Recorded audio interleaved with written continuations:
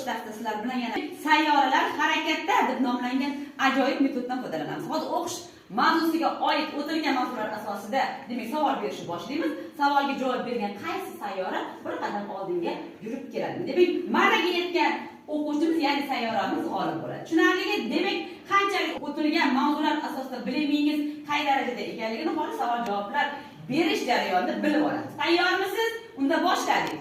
Demak, birinchi savolga o'qiyman, diqqatingizni qaratasiz. Abu Ali ibn Sino bobomiz haqida qanday ta'rif berilgan? Qani? Faylasuf, qomusiy olim, tarix. Yaxshi, bir qadar. Demak, o'sha Ibn Sino bobomiz g'arbda qanday nom bilan mashhur bo'lganlar? Avizer. Ketdik, bir qadar. Keyingi savolga o'tamiz, diqqatingizni qaratasiz. Do'st-do'stga oyna deb nomlangan she'rimiz muallifi Qunduz Muhammad. Bir qadar kelamiz.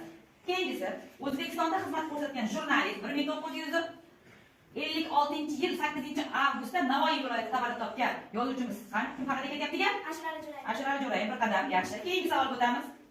Eshitgan keyingi savol. Melodiy 10-15-asrdagi qo'lyozmalarda 300 dan ortiq masalalar saqlanib qolgan yozuvchimiz kim haqida ketyapti gap? Erzor. Yaxshi, bir qadam. Keyingisi, nodon do'stni do'st soniga kiritma, chunki u nodonligi tufayli senga zarar yetkazadi degan hikmatli so'zning muallifi Alisher Navoiy. Bir qadam. Xo'p, eshitgan keyingisi. Chin do'st bildirki, do'stidan hech qachon ranjimaydi. Agar ranjisa ham uzrini qabul qiladi degan hikmatli so'zning muallifi Amir Temur. Bir qadam. Yaxshi. Keyingisiga o'tamiz. Xo'p, keyingisi masal so'zining ma'nosi qani? Kinoyaviy obrazlar aks ettirilgan badiiy asar. Yaxshi, bir qadam. Xo'p, rivoyat so'zining ma'nosi? Arab tilida olingan bo'lib, hikoya qilmoq ma'noni bildiradi. Yaxshi, bir qadam. Yaxshi. Xo'p, Abu Ali ibn Sino rivoyatida podshohni davolagandan keyin ibn Sino podshohdan nima so'radi? Qishlog'iga qiroat talab qildirish va 40 kunga yetadigan kitoblarni so'radi. Yaxshi, bir qadam.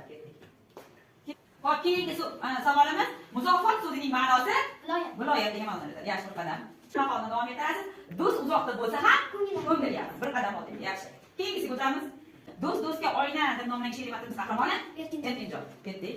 Keyingisi, yolg'on do'st matnida do'stini qulog'iga ayb nima deb ketdi? Shodligingda o'rtoq bo'lib, ham tashvishingda tashlab ketgan nomard kishilar bilan do'st bo'lmadi. Juda ham yaxshi.